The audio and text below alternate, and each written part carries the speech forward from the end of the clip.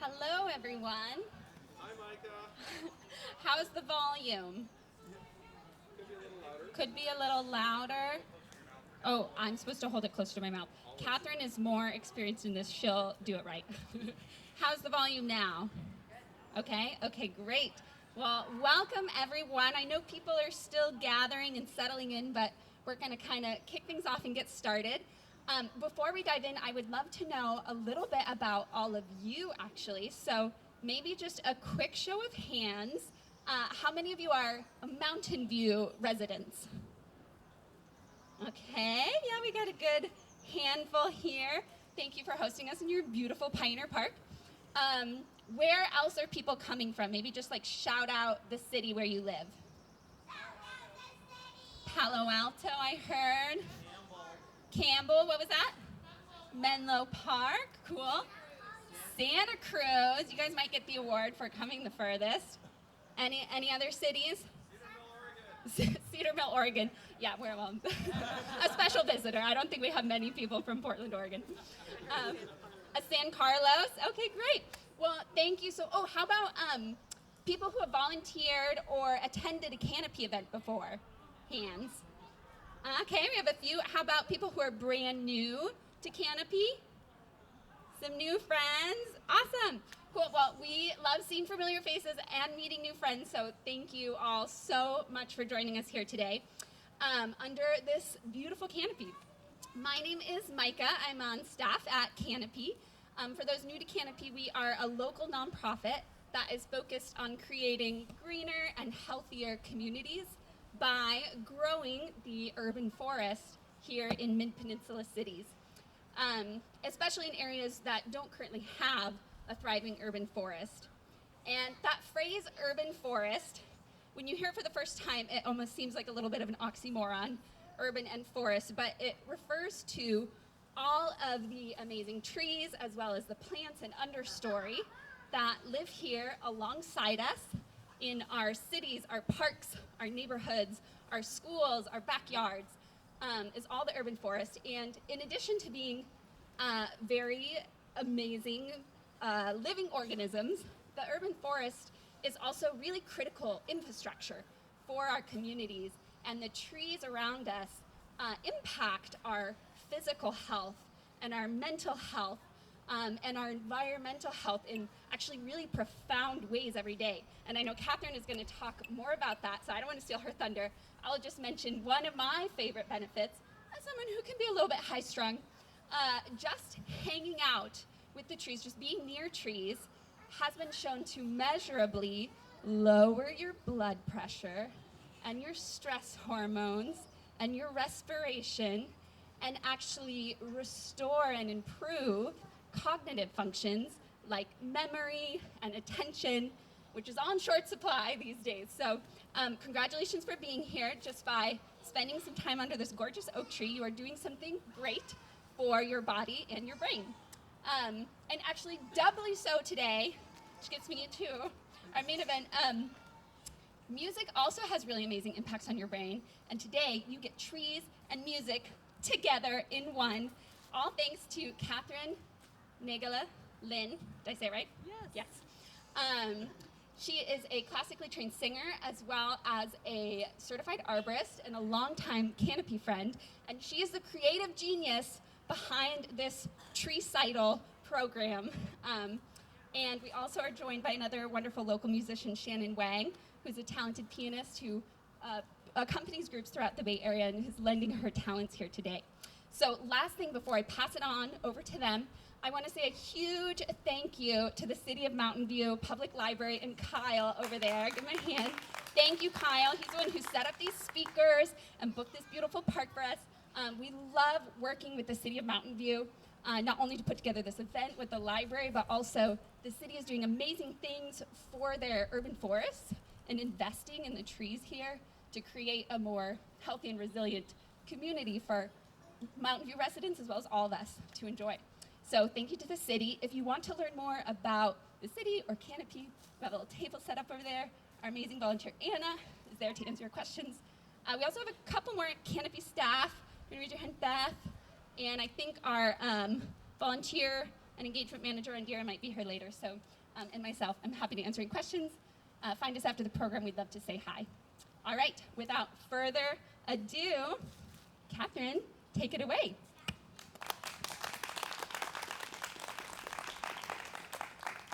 Thank you so much, Micah. I really appreciate all the work that Canopy and you specifically have put into this recital. So yeah, let's get started.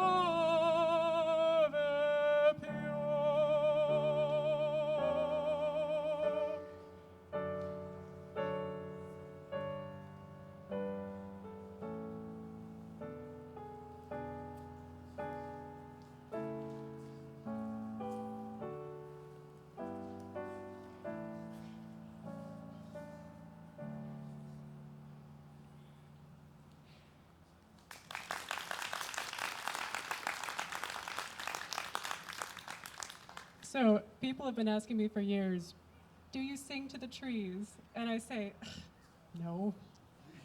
Why would I do a thing like that?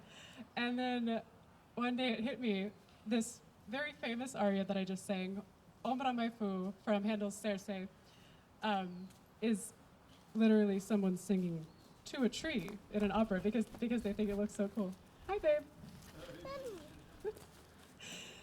And so yes, I do sing to the trees, especially today. I was singing to this lovely tree whose shade is very fantastic. Ombra means shade, so that the song is about not only the tree, but the shade that it provides. It's actually sung to a London plane tree specifically, but that's okay. And shade is something that we really take for granted. It's like, oh, it's a nice day, I'll go sit in the shade, right? But shade actually has really profound public health impacts. It can reduce surface temperatures by, I looked this up to make sure, up to 45 degrees Fahrenheit. That's ridiculous. That's a huge difference. And in 2006, The Los Angeles Times did an investigation that found that 260 people died in California from heat, from overheating. And there was a heat wave that year, and so that gives you an idea of what shade does for us. I mean, could it have prevented all of those deaths? Probably not, but some of them for sure. Tree-lined streets versus not tree-lined streets. There are many more cases of overheating and heat stroke inside people's homes on streets without trees. So there you go, shade. It's a thing we need. And of course, odes to individual trees are a thing. When I was looking through all the music that I could sing for this, I kept finding these odes to specific trees. And they're not all about shade. A lot of them, most of them probably, are about mental health and people's emotional state. And as Micah said, I don't know if she went, as Micah said, trees also have a really profound impact on our mental health as well as our physical health. So these next couple of songs are in that vein. The first one is Der Lindenbaum by Schubert from his Winterreise song cycle. And in that one, the speaker has just been rejected by the love of his life, and he's having a really hard time. And the tree from his childhood home says, "Hey, just come here, just sit under my shade and like chill out, and you'll be okay. You'll find peace." And in the other one, Asturiana, the tree doesn't necessarily comfort the person, but the tree commiserates with them. The text is, "To see if it would console me, I got close to a tree. And because it saw me crying, it cried." That's it. That's the whole text. I love that. All right.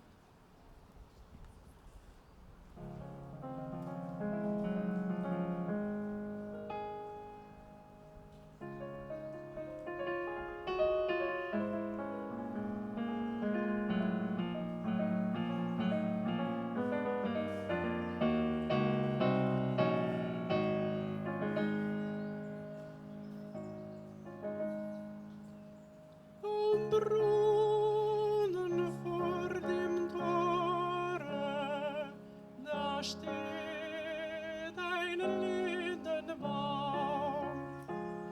Ich träumt in seinem Schatten so manchen süßen Traum. Ich schnitt in seine Rede so manches liebe Wort.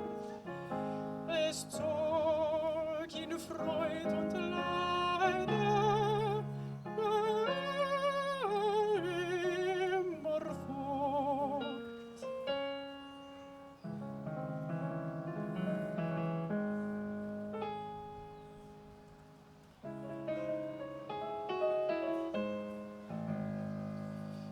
Ich muss auch heute wandern, vorbei in tiefer Nacht.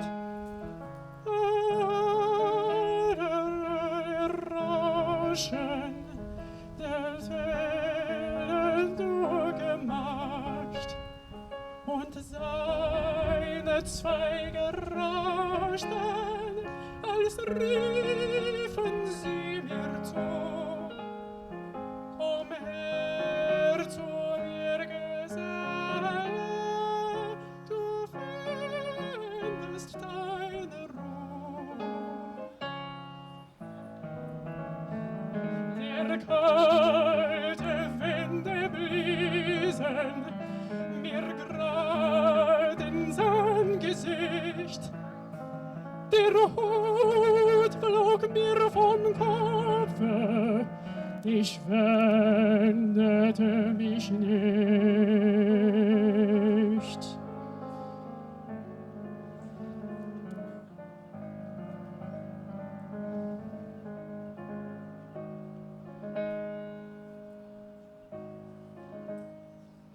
Nun bin ich manche Stunde entfernt von jenem Ort und höre im Rauschen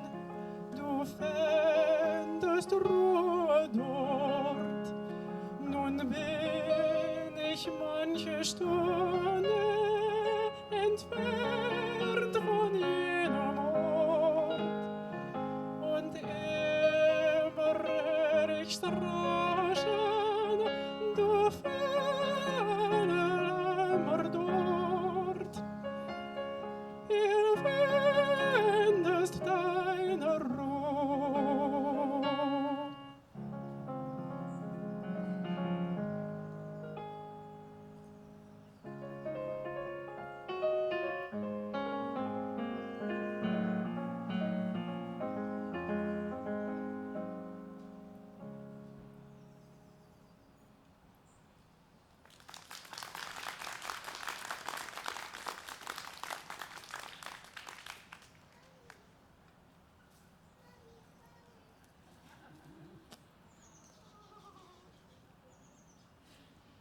Let's wait till the end, baby.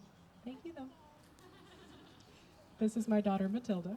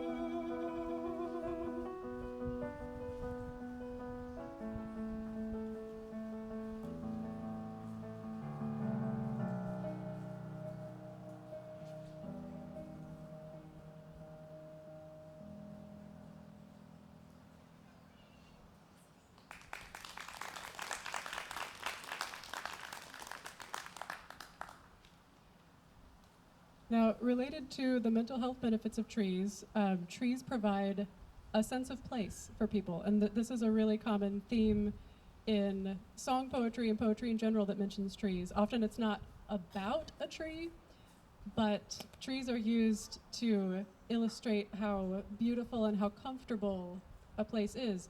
And this really comes into play in songs about homesickness. And fruit trees, in particular, are a big part of that. And that's because fruit trees are not only beautiful, they provide scenery, they also provide sustenance. And because they have such high maintenance needs, I don't know how many people have fruit trees, I do, and it's like having a pet you can eat. You really have to take care of it, but then it takes care of you too, and it's this great mutual relationship. And these next two pieces are again about homesickness specifically. Connais-tu le pays is an opera aria sung by a character who was kidnapped from her home as a child, and she mostly describes the landscape. She doesn't really describe her home or her family, she just remembers the landscape. And she mentions 3 trees, actually, in the space of one song. She mentions orange trees, golden fruit trees, and a large shade tree.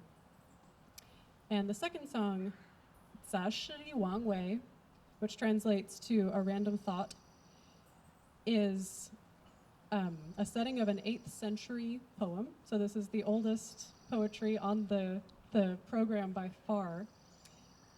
And in it, it's a very short poem, and the speaker is asking someone what's going on in their hometown, but the only specific thing they ask about is my winter plum blooming yet? And I think this may actually refer to a person, like a daughter they maybe had in their old age, but still, they have a fruit tree and they're thinking of it.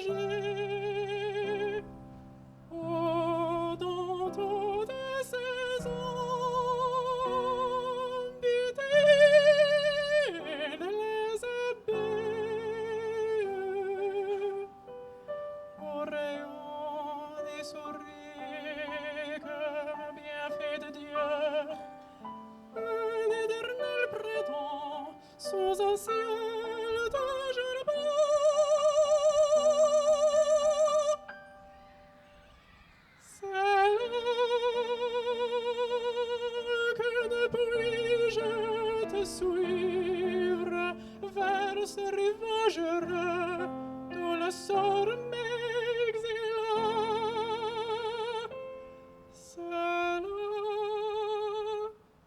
C'est là que je voudrais vivre, aimer, mourir.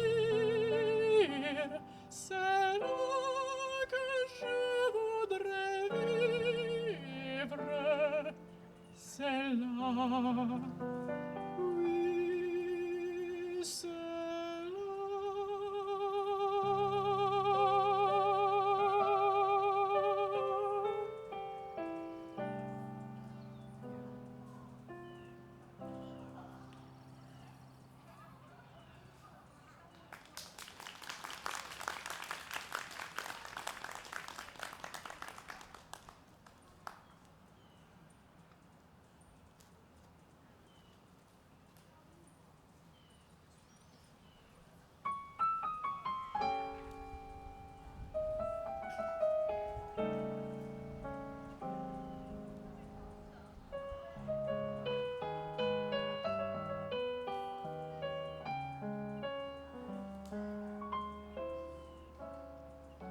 君自故乡来，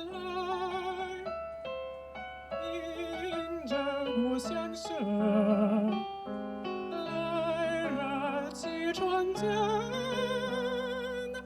还没着花蕊。君自故乡来，迎着故乡声。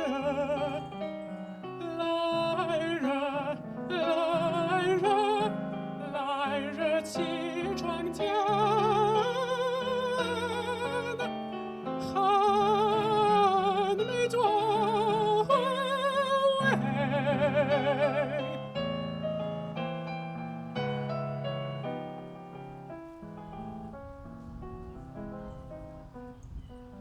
君自故乡来，迎着故乡声，来日起床。窗前很美妆花味。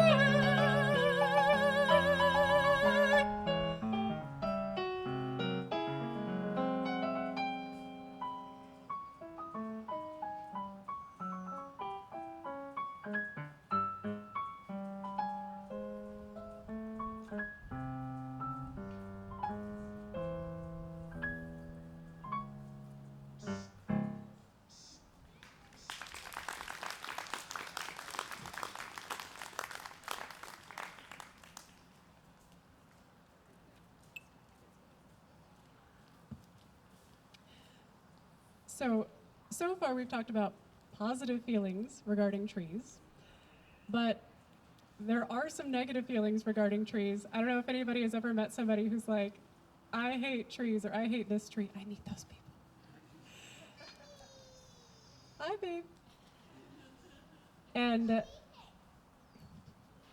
And looking through tree poetry, I was like, oh, I'll do a happy forest song. There are lots of songs about forests. Well, guess what? They're all sad. Though, if you're talking about a fruit tree or a shade tree that's like cultivated and sort of domesticated, then it's cute. It's great. It's nice.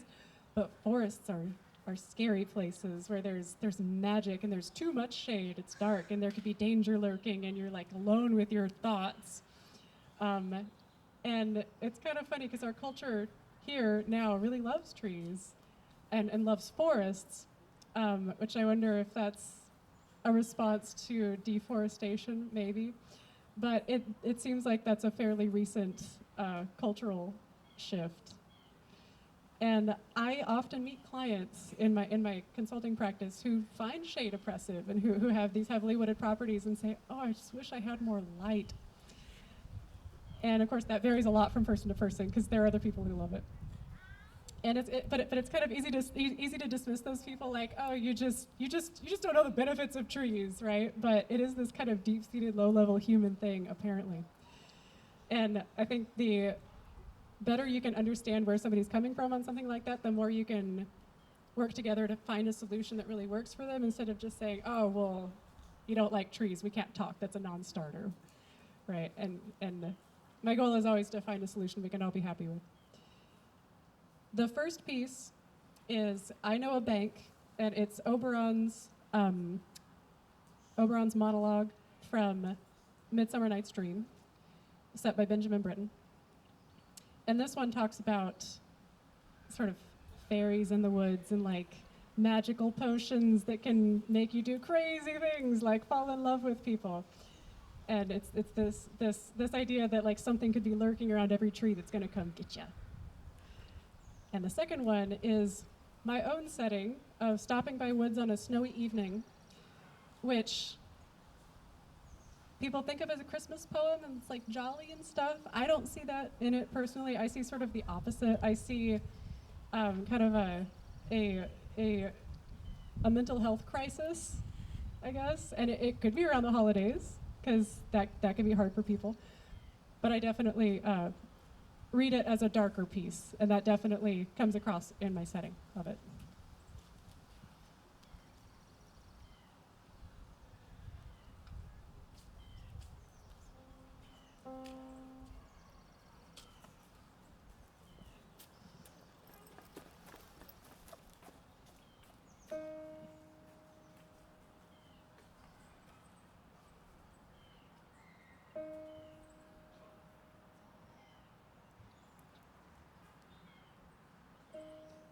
I know a bank where the old time blows, where oaks, lips, and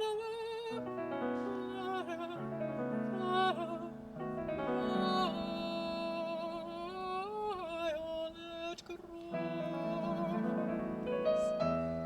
Quite all the canopy with luscious woodbine, with sweet musk roses,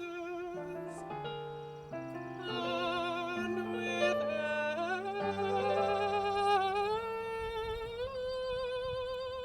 eglantine.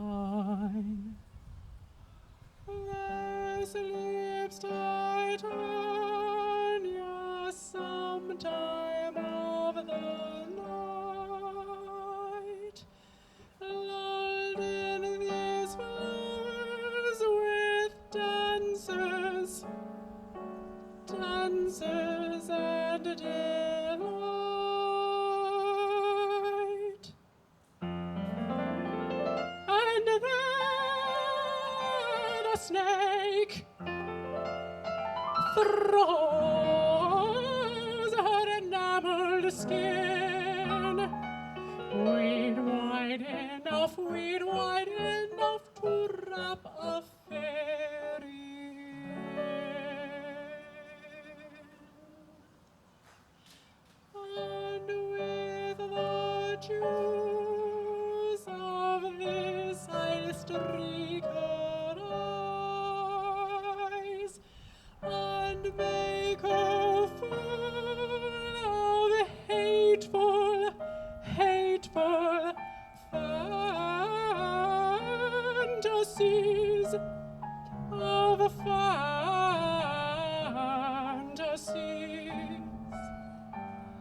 Take thou some of it and seek through this grove.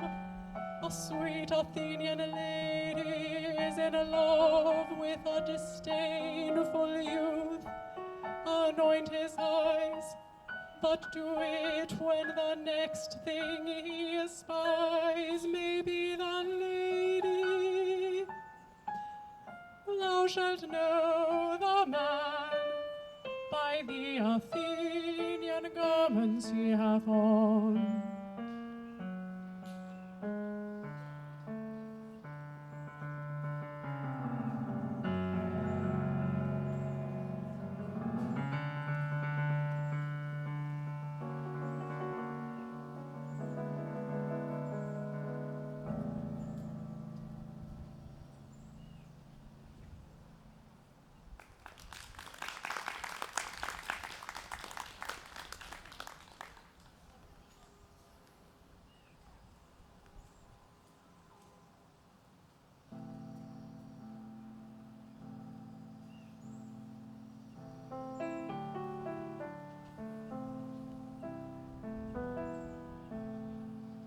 Whose words these are, I think I know.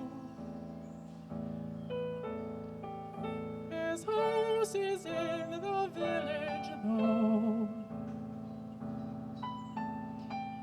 He will not see me stopping here to watch his woods fill up with snow.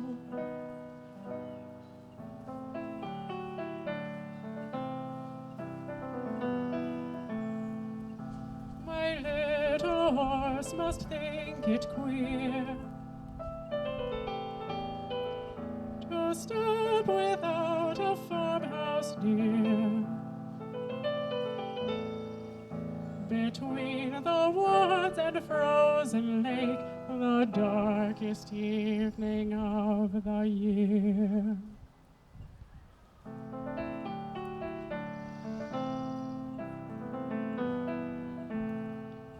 He gives his harness spells a shake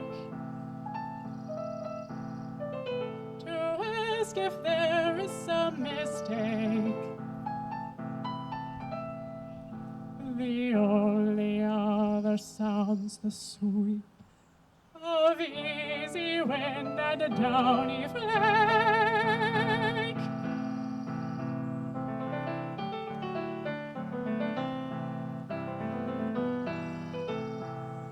The woods are lovely, dark and deep,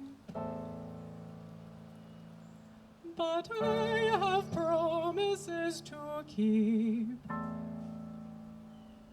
and miles to go before I sleep, and miles to go before I sleep.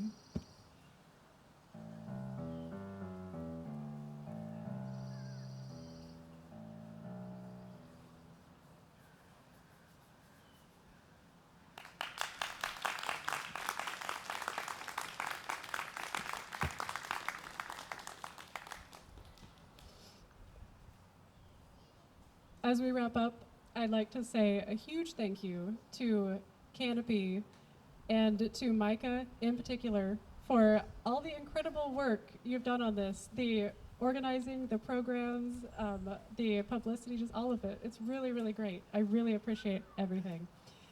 And Vanessa, your predecessor, who couldn't be here, she left Canopy as we were planning it, and I went, oh no, but then I got Micah, so it was completely fine. But thank you to Vanessa as well. She couldn't be here today. She's in Arizona now. And thank you to the library and to Kyle. This setup is awesome. I appreciate everything that you've done. And again, the publicity too on your website. You're fantastic, so thank you. And can we get a round of applause for the library? I know we already did this, but it's so exciting. And for Canopy also.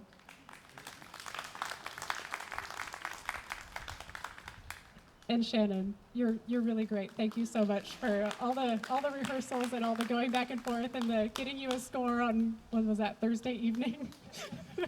Sorry. And so let's have a round of applause for Shannon. She's awesome. Now, this last set I'll be holding music for because one of the pieces has existed for less than a week, the other one for less than 2 weeks. And it speaks to something that Canopy really champions. They were excited in particular about Eric's piece, the last one on the program. Right tree, right place. You can't just plant a tree, right? It's got to be a good species, and it's got to be appropriate for your particular landscape, and it needs to be in a location where it won't cause problems. Trees have lots and lots of benefits, but they can also create safety concerns, of course. The first piece, Too Dirty, Too Much Bushy, the name sounds kind of funny out of context, but it's the reaction of a Southern Sierra Miwok elder to seeing Yosemite Valley after having been driven out for 78 years and returning to it. And in that 78 years, of course, fire was excluded. And fire was a really huge way, and still is in some places where it's allowed, is a huge way that indigenous Californians manage the landscape. Europeans, when they came to California, they were like, oh, that's this like beautiful, virgin, untrammeled, just big expanse of nature, but it really wasn't. It was managed with fire and with other methods by lots of indigenous people all over the state. And so the reason we're dealing with major wildfires right now is that we haven't been burning. The California landscape is so adapted to fire at this point, both from indigenous burning practices and just in general the plants, that you basically have your choice between frequent low-intensity fire and infrequent high-intensity fire. And we're seeing what infrequent high-intensity fire looks like. Unfortunately, it's difficult to implement like prescribed burns to get all that cleared out because the problem is so bad right now, and also because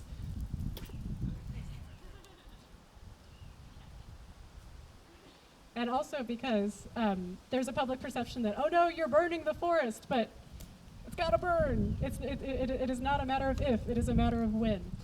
But there is some progress in this direction, and there is a lot of science around this now, and indigenous knowledge is being brought back into the process as well, which is helping. This text, by the way, is taken from a book called Tending the Wild, which I very highly recommend. It is an academic text, but it's very beautiful in a lot of passages. I was deeply touched by it, and so I reached out to the author to ask if I could set some excerpts from it, and she said yes.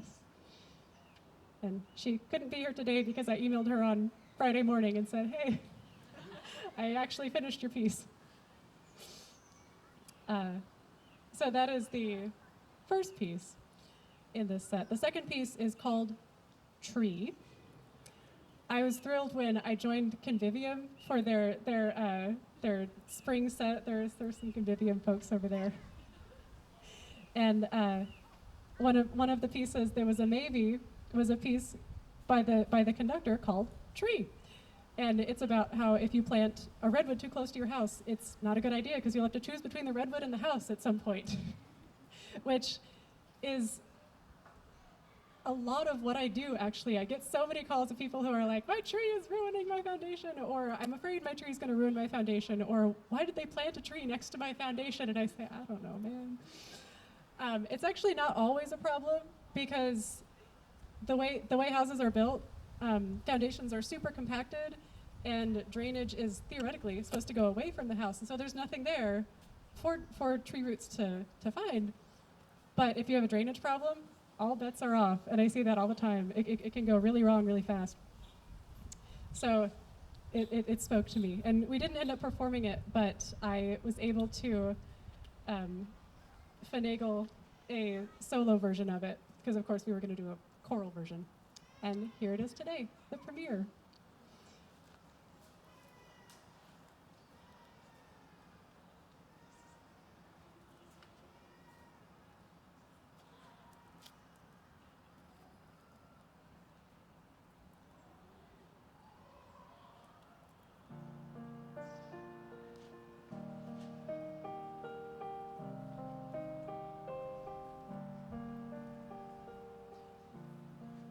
In the old days, there used to be deer, quail, gray squirrels, rabbits. They burned to keep down the brush. They burned to keep down the brush. The forest wouldn't get away from you. It wouldn't take all the timber like it would now. In those times, the creeks ran all year round. You could fish all season. You could fish all season. No, you can't. There's no water. Timber and brush now take all the water. There never were the willows in the creeks like there are now. I remember Yosemite when I was a kid. You could see from one end of the valley to the other.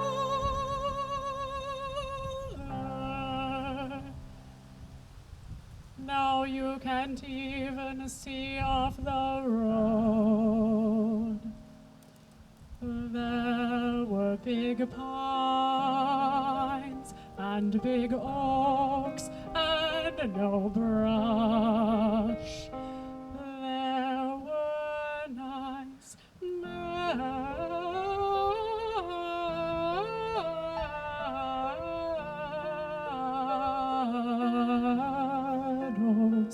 in there.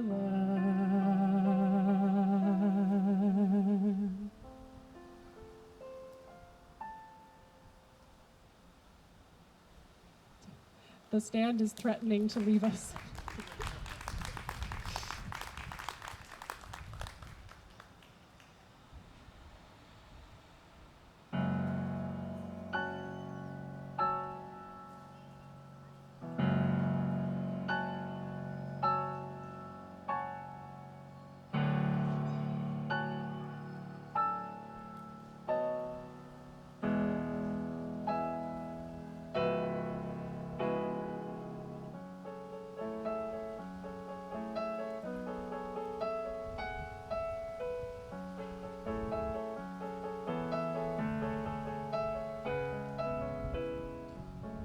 It is foolish to let a young redwood grow. It is foolish to let a young redwood grow. It is foolish, foolish to let a young redwood grow. Next to us, next to us, next to us.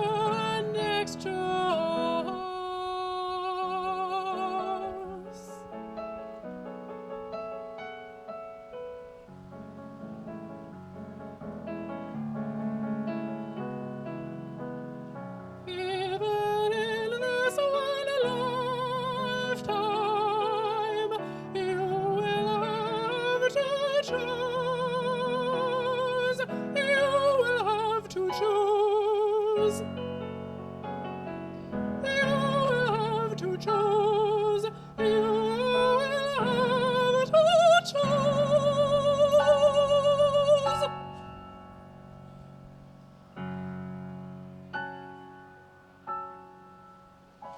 That great calm being, this clutter of soup pots and books, already the first branch tips brush at the window, brush at the window.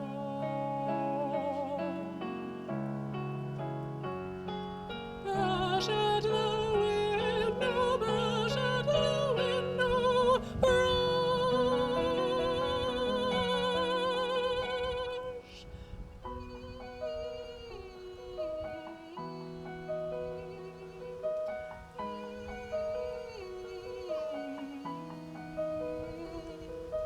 Softly, calmly, softly, softly, calmly, softly.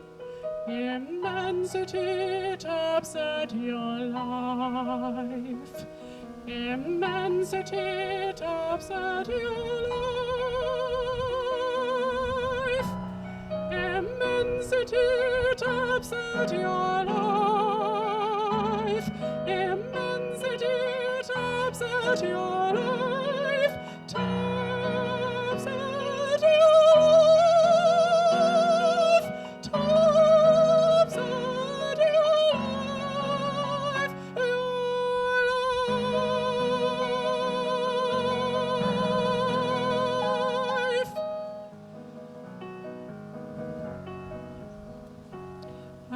At your life. It is foolish to let a young redwood grow. It is foolish to let a young redwood grow. It is foolish, foolish to let a young redwood grow next to us, next to us.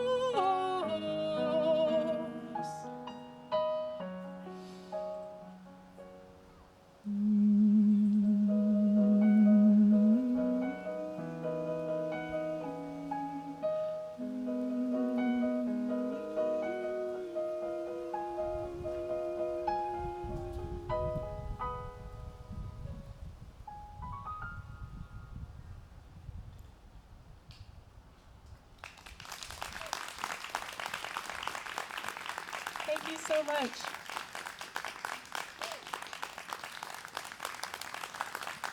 Thank you. Oh my goodness, I wondered if those were for me. Thank you. That's so sweet of you. Thank you, Michael. Thank you, everybody, for coming. I really appreciate your time today, and I look forward to chatting with you after. Can we have one more huge round of applause for Katherine and Shannon? That was just truly special and incredible. Thank you from Canopy and the city, also to all of you for joining us for this beautiful day. We will be posting, I know, the text that Katherine shared, some really interesting, including the original text from those original songs. We will be posting it on our webpage if you're curious. And if you are, you can visit our table over here with the lovely Anna Gomez. And you can sign up for our e-news, or if you just write your email and just say, you know, event follow-up or something, we won't send you too many emails. I'll just send you the material after this. And if you have any questions, again, we'd love to say hello to you, answer your questions, and otherwise just enjoy the rest of this truly beautiful weekend. And thank you again so much, Katherine and Shannon, and thank you, all of you. Take care.